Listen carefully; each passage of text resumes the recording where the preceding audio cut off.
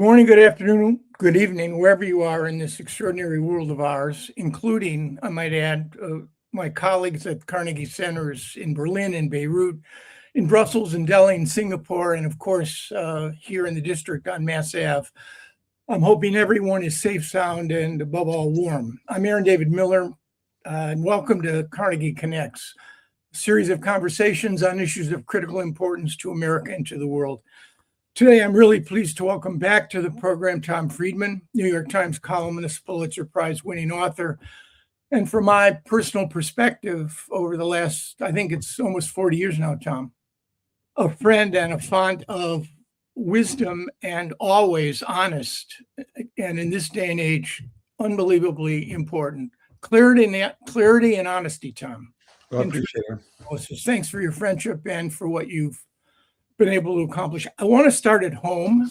You spent most of your career doing foreign reporting, but I want to start at home with Lincoln.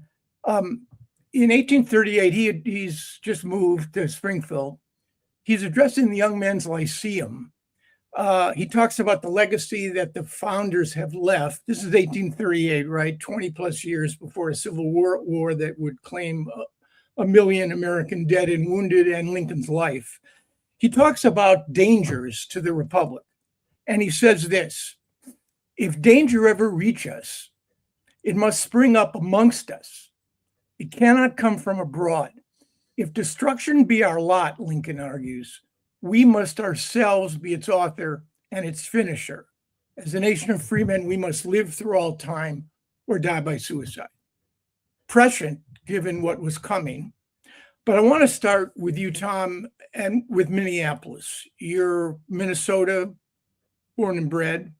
It must rip you apart to see this sort of war of choice foisted on a great American city, mobilizing with unnecessary military power, killing with impunity, and lying apparently without consequence. I just wanted to get your sense personally first before we get into the politics, how you're processing this moment.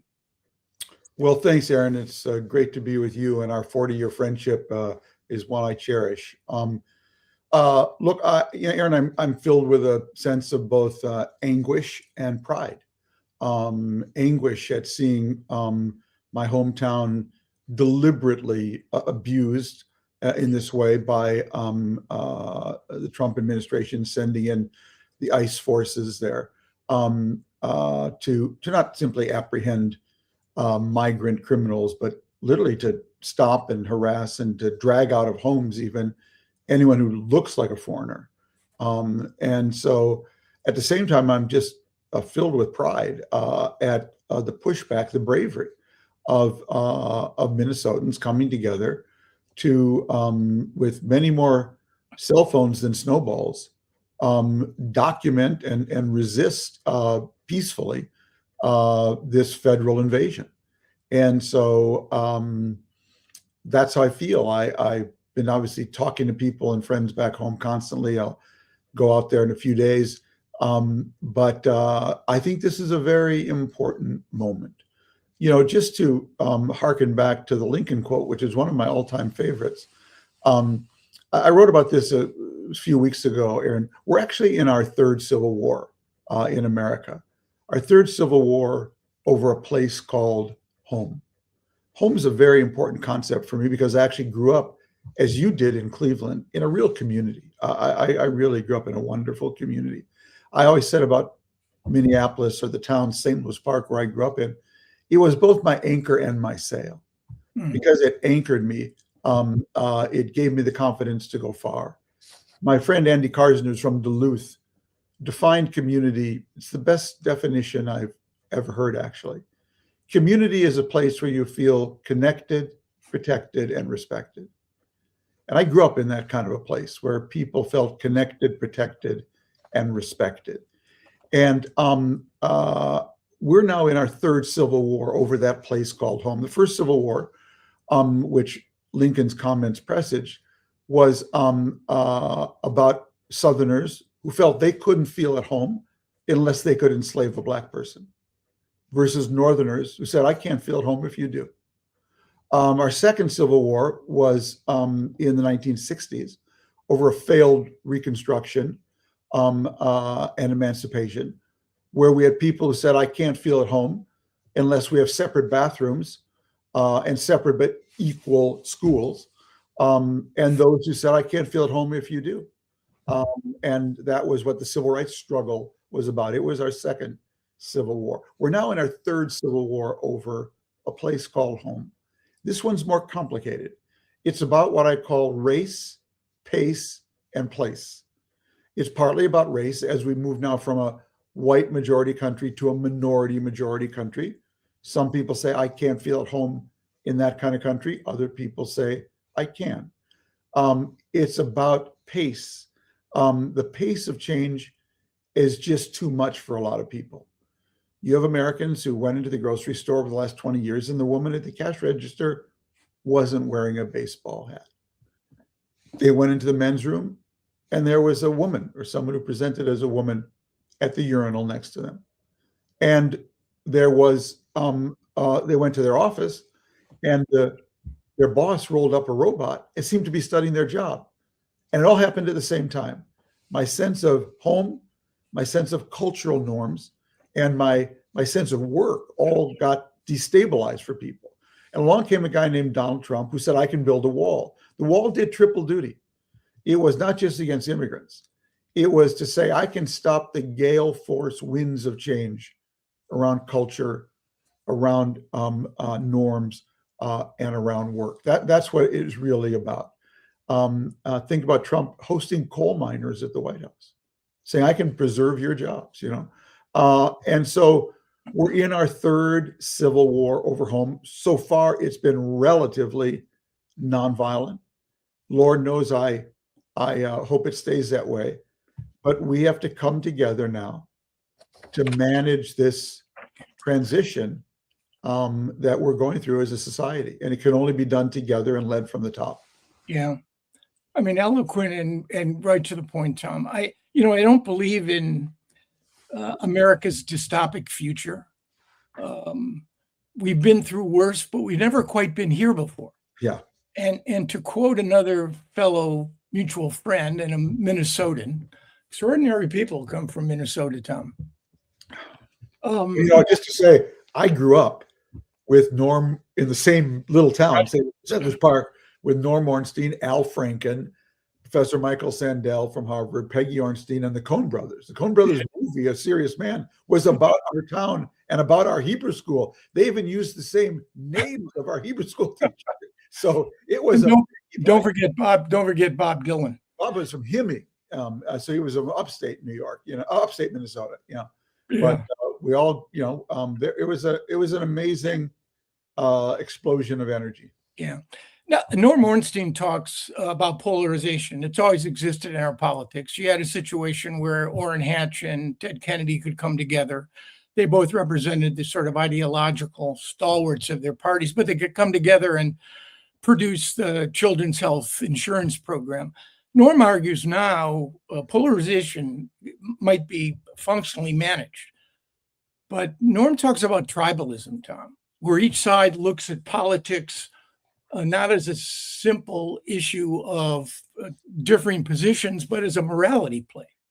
Good on one hand, evil on the other. Zero-sum game, only one winner because the other guy's trying basically to destroy us. I don't know how you can have functional governance in a republic when, in fact, the prospects of or compromise is viewed as a transgression, Satan's finger on earth if you compromise. How do you, first of all, has Norm Ornstein diagnosed the problem correctly? You used the term civil war. Are we really at war with one another? I think Norm's described it exactly right, that there's this shift that's gone on between polarization between two competing parties, which for most of our lives were actually coalitions of liberal Republicans and conservative Republicans, liberal Democrats and conservative Democrats. Once the parties got purged, and where everyone was a basically conservative Republican and a liberal Democrat, and there was no meeting point between the two. We shifted from polarization into tribalism. They became two competing tribes. And then you had the politics of the Middle East, which is rule or die. Either I'm in office or I'm dead, and Trump has taken that to the nth degree by, just wiping out every Democratic representative and even nonpartisan boards, And so, because Trump, like Netanyahu in Israel, does not want to govern by addition. He wants to govern by division. So he wants to divide us down to 50, so he can win with 50.0000001% of the vote. Yeah. And you really can't govern in the modern age. And this is a lot of what the book I'm writing about, is that that the only way to govern today in a time of rapid technological and social change is with complex adaptive coalitions.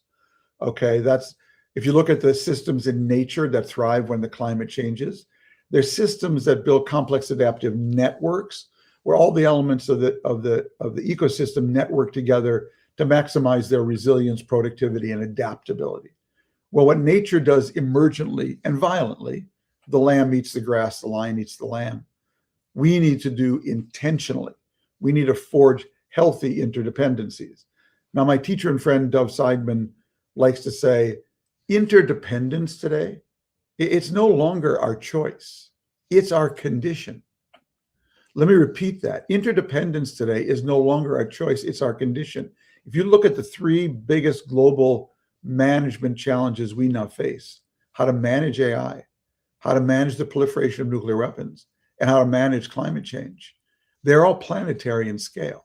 They have only planetary solutions. And so if we can't operate, we have become tribalized, Aaron, at exactly the moment when we need to rapidly detribalize faster than ever as a species. I'm not just talking about Americans now, I'm talking about Americans and Chinese, okay? Because that's the only way we're going to be able to adapt to these rapidly accelerating changes. Right. And unfortunately, we face challenges like social media, which has served as a force multiplier to increase the divisions, the disinformation, the misinformation. Ken Burns, who I interviewed a couple of years ago on this show, has this notion that we can't have us versus them. There is no us versus them. There's only us. And Ken, I think, if I'm understanding correctly, the us is the US. Everything he's done, all of his work, I think drives home the notion of where we've been as a people. And we can't identify. America's not some big ATM machine where you get to make withdrawals only. You got to make deposits. And the deposits are the obligations and responsibilities of citizenship. It's understanding what it means to be an American, to respect the values, the principles that have informed the country. And it's really worrisome to me, Tom, that we're losing that. I want to get your views, and again, without going into Trump derangement syndrome. I hear this term, and it's summoned up somehow as a sort of justification or pretext to dismiss what is nothing short of a fundamental aggrandizement of presidential power. I want to get a sense from you on what's Donald Trump all about in your view? You wrote a column, I think, a week or so ago on the me president. He's not the we. He can't turn the M and me upside down, so it's a W and we. He's the me first president. What's your take here?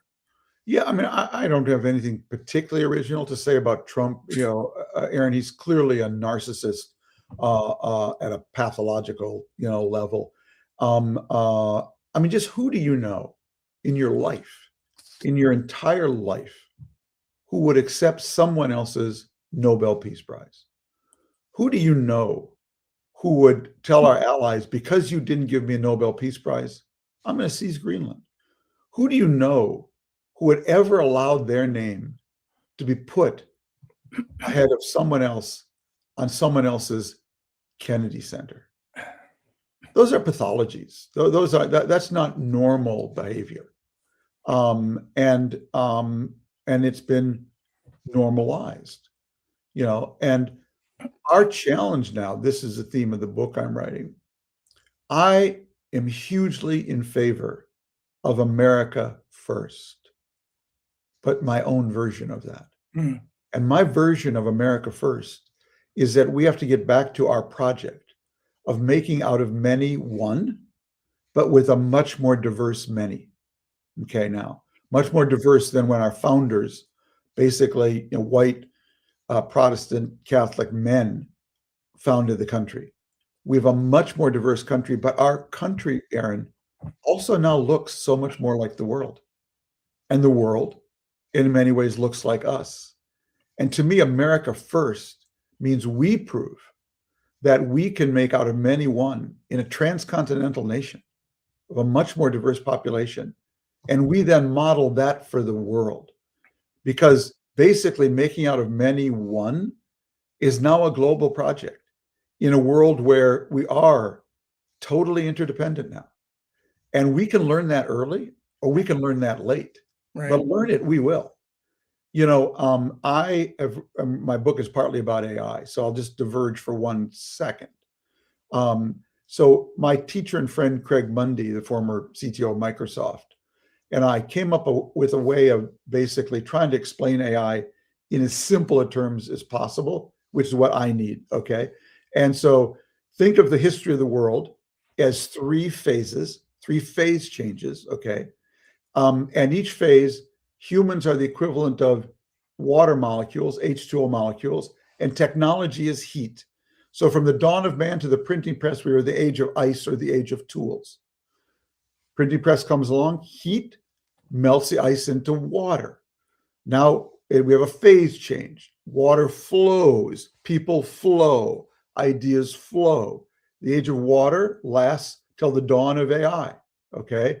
The age of water is the age of information and the age of water. We're now entering the age of artificial intelligence, the age of steam. Now more heat on the water. Now the water basically turns into a vapor, all right? Now the virtue of this way of thinking about the world is twofold. One, AI is unlike any other technology. It's like a vapor. It's going into everything. It's going into your watch, into your refrigerator, into your toaster, into this chair, into your hip replacement. It's going everywhere like a vapor. But the second virtue of thinking about it as a vapor, okay, is that it's a phase change.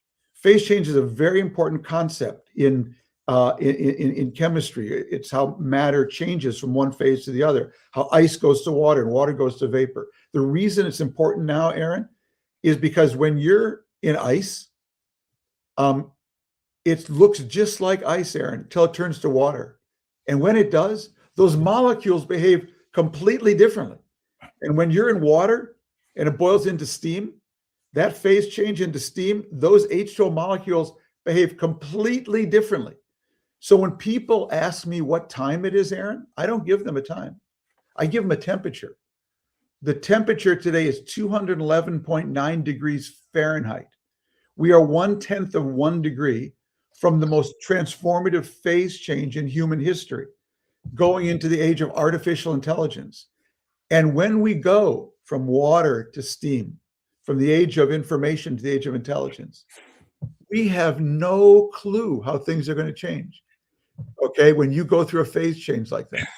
So this is an incredibly important moment for us in America and the world collectively to have our act together. Yeah. We're going to get to the world in a few minutes, but I want to stay with the domestic dysfunction for a while. I'm just trying to figure out how to restore effective self-governance to a republic that is basically in need of it. And I worry that, Tom, the founders created a system that was an open invitation to struggles, shared separated powers, to constrain the power of the king and the royal governor. But what they couldn't guard against, and this is the challenge I think we face today, they could not guard against a leader and a president who lack 2 things. Number one is moral self-governance, the capacity to control your own demons and your needs and your ambitions. Moral self-governance in the pursuit of public virtue. that in fact, the presidency is an instrument designed to protect the community as a whole. And, I'm struggling with this. The word I is only mentioned once in the Constitution of the United States. Only once did the founders seem fit to use this personal pronoun. And it's there because they embedded the inaugural oath in the document. And the motive was clear. Fascinating. Demonstrate that it's popular sovereignty, it's the document itself, not the individual. So I'm trying to figure out, we're in the middle, it's a year one of the second term of the Trump administration. In your view, the constraints on this aggrandizement of presidential power, the markets, Congress, the media, the states, they are somewhat effective in constraining power. But I'm just curious, how do you see this? The states are now trying to restrict ICE's tactics and presence in the wake of the murders of Renee Good and Mr. Pretty. How do you see the constraints working? Are they working? Will they continue to work? Well, one of the things, my lessons of the Middle East is that I've always said in the Middle East, the only good thing about extremists, Aaron, is that they don't know when to stop. And they eventually go too far. Okay. And that's what happened in Minnesota.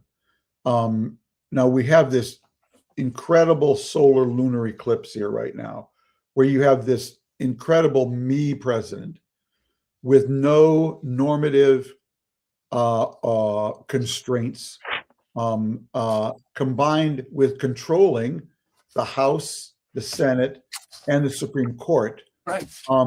With people totally ready to deny and abjure their constitutional requirements of advice and consent and controlling the purse, and to lay down for this president, amplified by a social media environment and Fox News, where they basically can create their own truth. The sun, the moon, and the stars, like all lined up for Trump at this moment.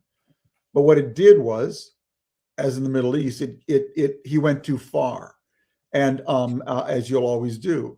And in the last 2 weeks, we saw the market, which is one constraint that you cannot spin, resist, and you saw allies outside resist, and you saw courageous Americans in Minnesota resist. And so he's, from 3 different quarters, he's bumped up against resistance. There is nothing, though, that compares with the built-in resistance that the founders designed into the Constitution, that the House and the Senate and Supreme Court were supposed to play.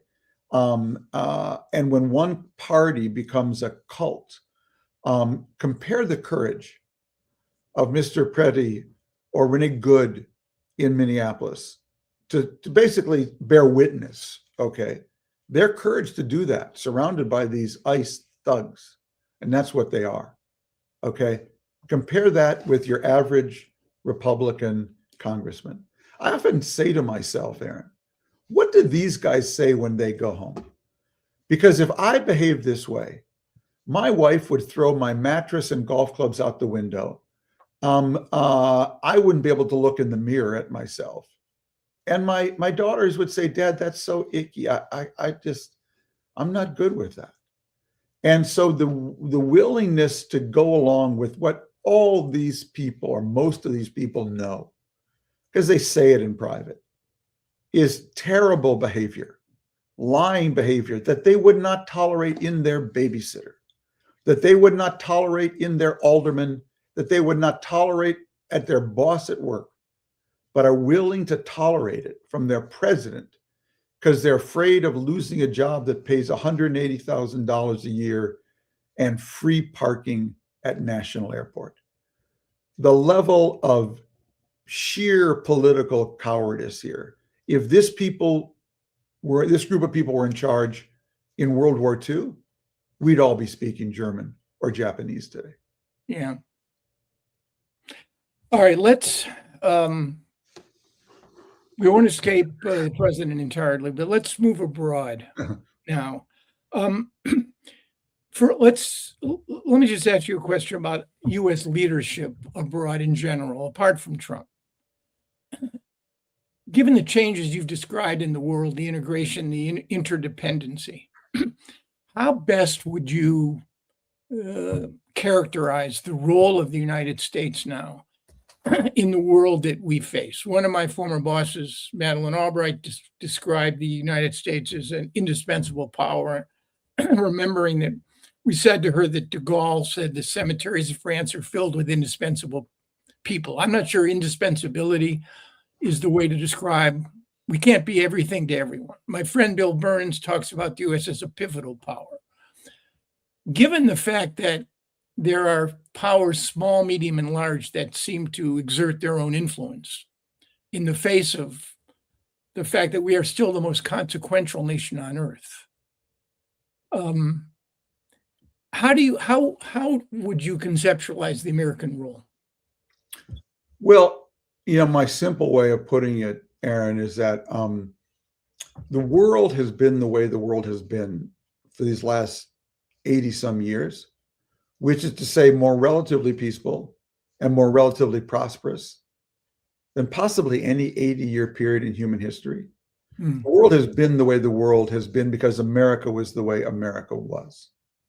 A country committed to preserving the peace, to preserving international norms, and overseeing the global economic system and trading system, albeit with exceptions, failings, contradictions that we all know about.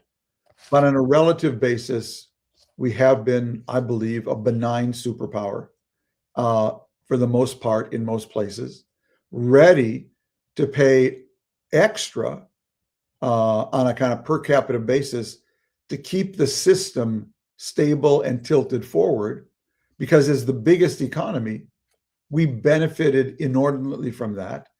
And because who we were, we attracted the most brains on the planet. Last time I checked, God distributed brains equally around the world.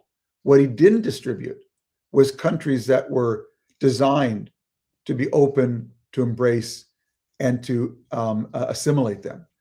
And that has been America has two secret sauces. One is our ability to attract immigrants. Have you tried to become a Japanese lately? How about a Swiss? Really, really hard. Switzerland in particular. Yeah, let alone a Chinese. And all you need to do is look at the talent that runs Silicon Valley today and their names. People don't know a lot about the technology of AI, but AI was literally birthed in its modern form by the forging of an algorithm at Google called Transformer. It's called Attention is All You Need. I believe there were 8 people on the team. I've written about this. You can check it. I couldn't pronounce any of their names. Okay. That's where AI breakthrough came from. All right. People seem to forget that Steve Jobs' father, his birth father, was a Syrian immigrant at the University of Wisconsin. Jobs was his adopted name. Jandali was his birth name. So, no immigration, no Steve Jobs, no iPhone, so we have this unique asset of attracting the best people. And unlike Russia and China, we have allies because of who we were and our values, that people actually trust us. Right. So those are 2 competitive advantages that no one else can touch. Right. And you take those away because you shut the world out and you tell allies, you treat the world as if it's a shopping mall and Korea or Poland aren't paying enough rent. It is so incredibly short-sighted. Right. There is a reason Donald Trump filed for bankruptcy 6 times, and Trump is now taking to the world the same kind of management approach he took to his own company. I want to stay on the leadership issue just for a minute. The Constitution talks about perfecting a more perfect union. It doesn't talk about America's responsibilities and obligations for perfecting a more perfect world. The world that we helped to fashion and create, the so-called liberal international order, probably wasn't as liberal, international, or as orderly as we imagined. Is that world, I mean, you wrote about this in several of your books, World is Flat for one. Is that American vision of the world still sustainable and durable in your view? I believe it. I believe it's necessary. And I do believe our transition that we need to be going through is going from making a more perfect union, which is what we need to do, which was what our project was. Yes, indeed. Yes, indeed. To now making a more perfect world, because we're all tied together. Why am I optimistic a little bit, Aaron? I'll tell you why I'm optimistic. So in 1948, my aunt and uncle, I wrote about this the other day a little bit. My uncle was at D-Day and came back from the war to Minneapolis. And my dad's sister and brother-in-law, and they decided to set out to Wilmer, Minnesota, to found a little steel distribution company there, which they did. So for 50 years, I visited Wilmer, Minnesota regularly. I'm actually an expert on Wilmer, Minnesota. In 1975, my aunt came down to the Twin Cities for a family event, and she pulled me aside and said, "Tom, I was in the grocery store on Saturday, and I heard someone speaking Spanish.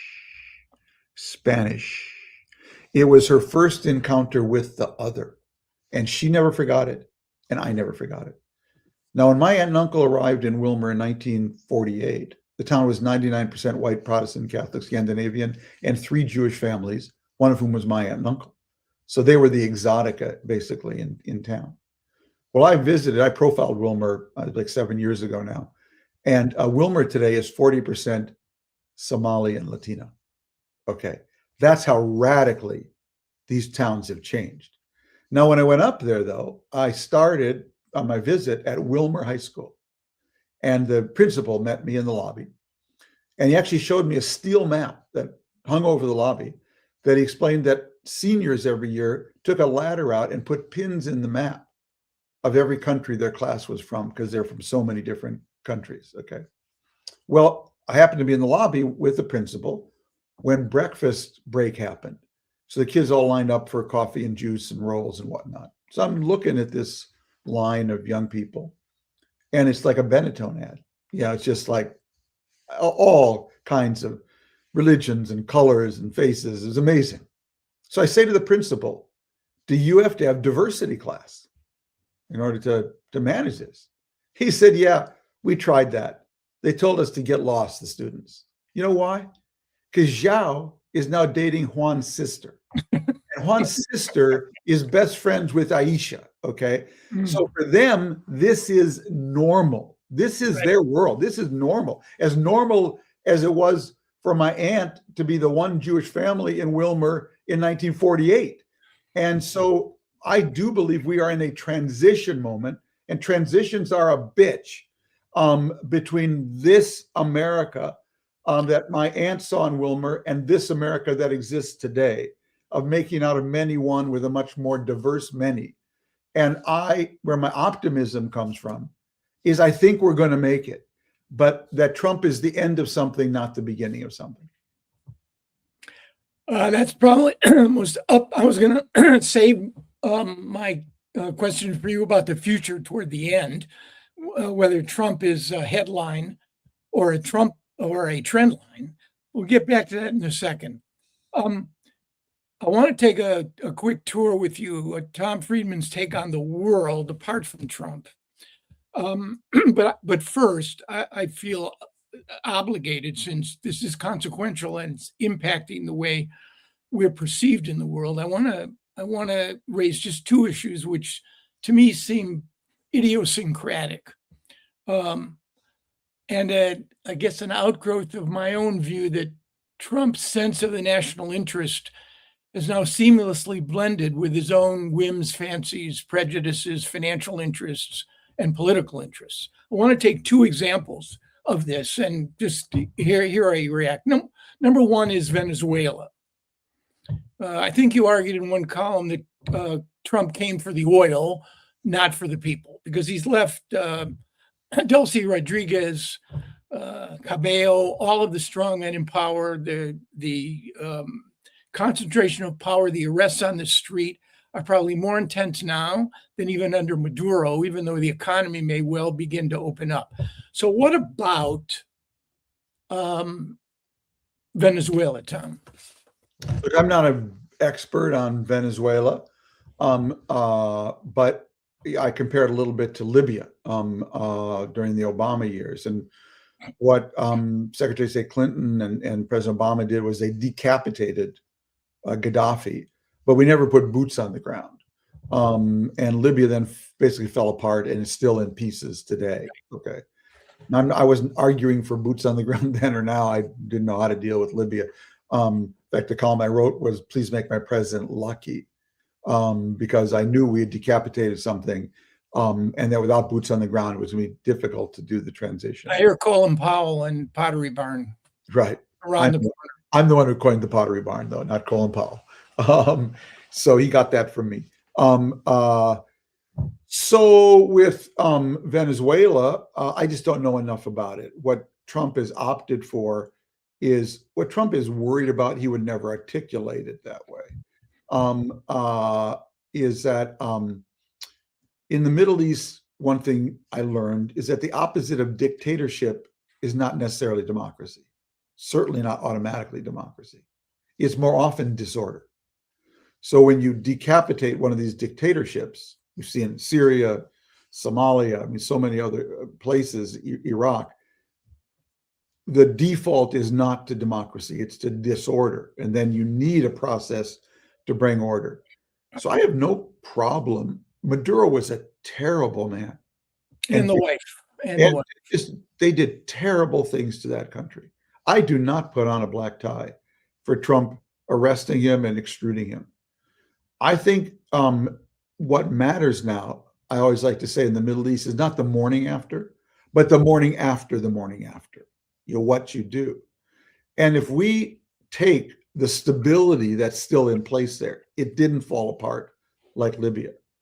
And we gradually nudge the place to true free and fair elections, which the Venezuelan people are capable of and deserve. And we even know who won the last one, but was not given power by Maduro. If we begin to do that, I can see this really working. If we simply opt for the Maduro mafia without Maduro in order to get the oil, knowing that if that happens, we're not going to get the oil, and we're not going to get a more democratic, stable place. Right. Because the opposition won the last election, we know, by 70% of the vote. And I did a column talking to the oil companies, and they make very clear, oil companies aren't pro-democracy or anti, but they are pro-stability. Right. Okay? And they told me to go into and explore in Venezuela. Well, they need a new hydrocarbon law, okay, that governs the split of profits and how things are done. They need agreement to international arbitration, and they need law and order. They need security. And right now, as Darren Woods, the head of ExxonMobil, told Trump, much to his annoyance, this is the head of Exxon. Venezuela is uninvestable, he said. Okay. So what I've been trying to say to the Trump people is democracy and oil actually go together there. You will not get the global investment at the scale Venezuela needs, which can only be done by the big oil companies. You'll get some wildcatters and small guys to go in, unless actually you make this transition. Right. You may have gone for the big O, the big oil, but you're not going to get it without the big D, democracy. Yeah. I'm just worried about the impact. I mean, you're right about the seizure of Maduro and his wife. The reality, if you read the national strategies document that Trump administration prepared, it's quite clear the Western Hemisphere is it's ours, basically. We will operate freely there. He even upped one on Teddy Roosevelt by creating the Trump corollary. What in Trump's view of the world, strongmen, spheres of influence, unilateral action, these things sort of inform the way he looks at the world. And I'm just wondering and worrying about whether or not unilateral action in the Western Hemisphere sends signals both to his two favorite strongmen, President Xi and Vladimir Putin, that in fact, even though spheres of influence are not mentioned in the national security strategy paper, whether or not that's not the signal, frankly, that some of this sends, including, I might add, the next issue, which I wanted to ask you about, which is Greenland. Well, I would simply say, Aaron, that maybe in McKinley's day, spheres of influence were like an honorary doctorate. You got to put it up on the wall and say, this is my sphere of influence. Right. Trump thought Minnesota was in his sphere of influence. And Minnesotans told him otherwise. That guess what? In today's world, the enemy, the rival, also has a vote. And they did it with cell phones, not snowballs, or military forces. So you can declare that this is your sphere of influence. But other people have a vote now. Look, the most important change in the world, I try to explain this in my book, is that the world has gotten sharded, okay, empowered and connected. That is, there's simply more and more fragments now. I can't go into time here to explain why. So I call this here the polyscene. Everything that was binary has become poly. Each one of those poly fragments now has a voice, is empowered, has a cell phone, and they're all connected. And so the old kind of top-down leadership, this is mine. Well, ask Vladimir Putin how that's worked out for him in Ukraine. Because one thing he ran up to were Ukrainian babushkas calling in airstrikes on Russian troops in their backyard using an iPhone and Starlink. So, yeah, it may have been good for McKinley and the Trump corollary. It's all bullshit in my view.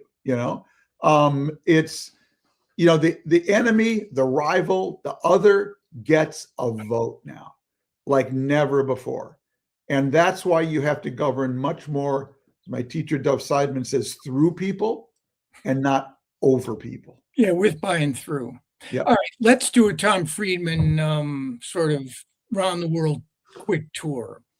3 issues. And let me just propose something that I think FDR said about Lincoln, that Lincoln died a sad man because he couldn't have everything. So this is one of our undeniably greatest presidents, FDR, talking about our clearly most undeniably greatest president. You can't have everything, Tom. So you can divide the way America looks at the world into the must-haves as opposed to the it would be nice to have. So let's, using this sort of conceit, what are the must-haves for the United States in Russia and in Ukraine? Well, I divide the Ukraine piece that we're working for. For me, there are two categories. There's a dirty deal and there's a filthy deal. Okay. I've said from the beginning of the war, this is going to end with a dirty deal because Russia's 4 times the size of Ukraine. Right. And if it wants to take a bite, it's going to take a bite. What is a dirty deal that I think would be and should be acceptable to Ukrainians under the conditions? And what is a filthy deal?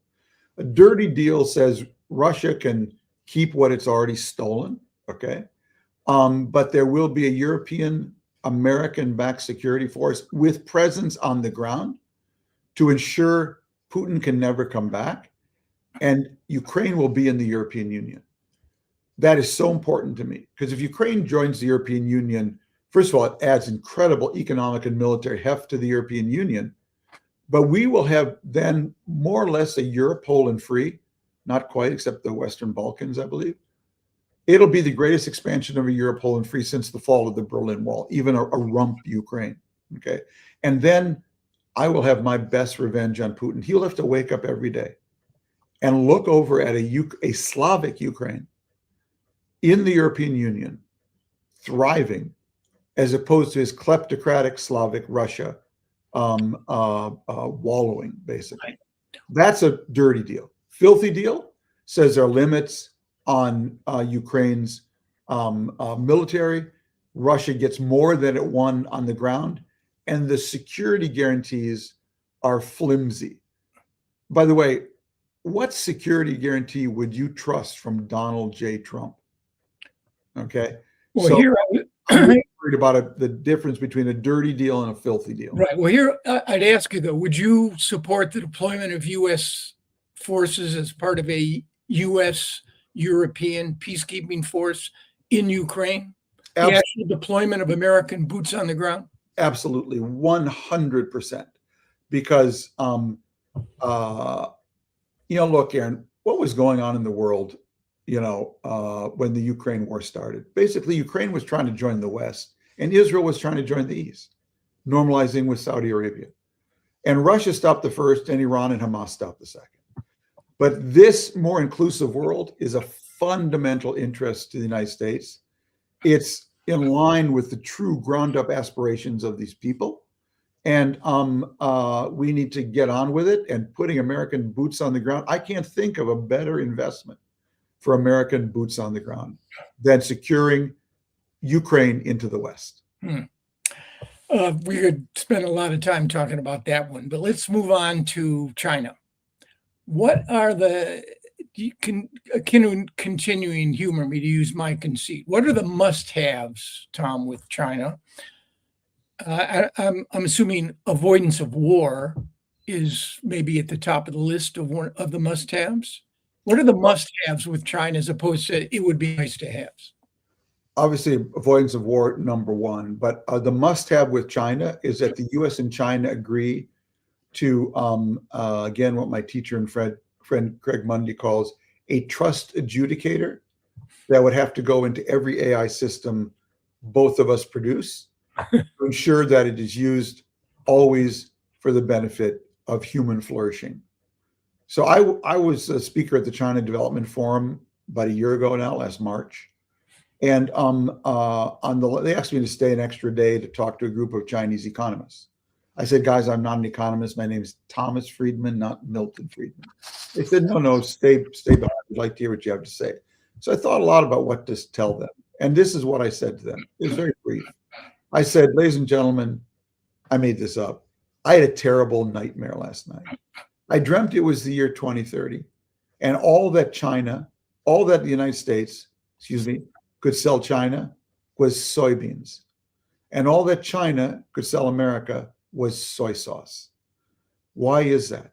Because, Aaron, if AI is, as I believe it is, a vapor that's going into everything, if you think we have a problem with TikTok, imagine what it'll be when AI is in everything. So you go to your doctor and your doctor says, Aaron, you need a hip replacement. And the best hip replacement is made by Shanghai Hip Replacement Inc.ai. And they'll put a hip in you, new hip. Of course, we're broadcasting all the time, sending its data back to China, optimizing your hip all the time, far and away the best. You're going to put that hip in, Aaron? Okay. And so if we in China don't agree on a trust adjudicator that goes into every AI and then demand the world follow the two AI superpowers, all we're going to sell them are soybeans, and all they will sell us is soy sauce. That is the biggest issue.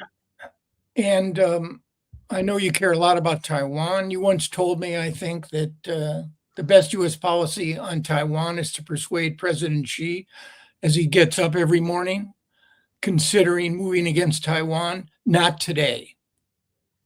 Can't do it today. Yes. And that's in essence the best we're going to be able to do. Is that still your view? Yeah, I really admire the Taiwanese. It's an amazing country, Aaron. It's changed so much over the years. A barren rock and a typhoon-laden sea that has, I don't know, the 10th or 11th greatest financial reserves in the world, the most amazing chip company, TSMC. So much has changed about Taiwan, except one thing: its geography. It's still a tiny island across from a huge and powerful mainland China that covets it. And so, to me, the less said, the less focus on this for the Taiwanese, for America, the better. I just want them to have the capacity to defend themselves so that President Xi, as I said, wakes up every morning and says, not today, Not today. not today. Okay, so let's spend a few minutes on one of your favorite subjects. It's been a long time, Tom, since the Baker shuttles, since Madrid, Oslo, Camp David. A lot of water under the bridge. What's your take these days when it My comes? take is that it's so broken, I don't even know where to start anymore. It's broken because we just had, the Gaza war never had a name, not the 6-Day War, not the October War. Every Middle East war has a name. I gave it a name. It was the war of the worst. We had the worst people on the Palestinian side, Hamas, competing and fighting against the worst people on the Israeli side, the basically far-right settler-led Netanyahu government, and the worst people in Lebanon, Hezbollah. It was the war of the worst.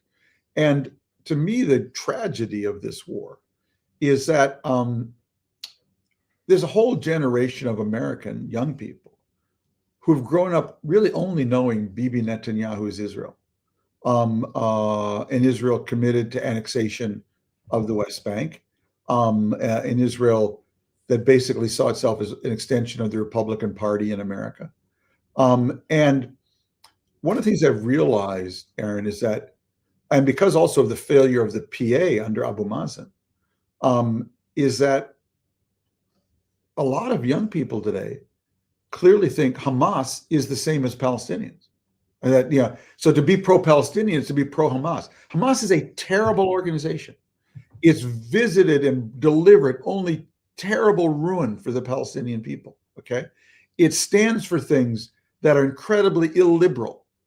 But basically, because of the fading away of Oslo and the PA and the two-state solution, young people today think that the only solution is from the river to the sea, and that Hamas equals Palestinians, and that Bibi equals Jews, and the interests of Jews.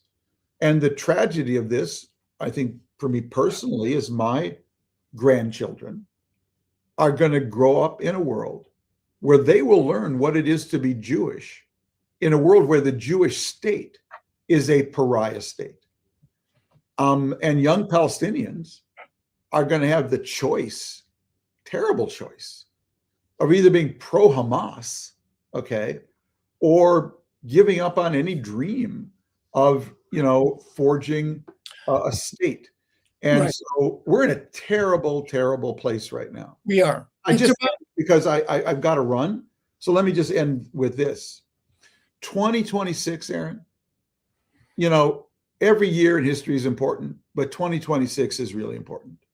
Because if Donald Trump retains control of the House and Senate in 2026, and then has 2 years to govern completely unfettered and not having any constraint, I don't see how our institutions are going to hold.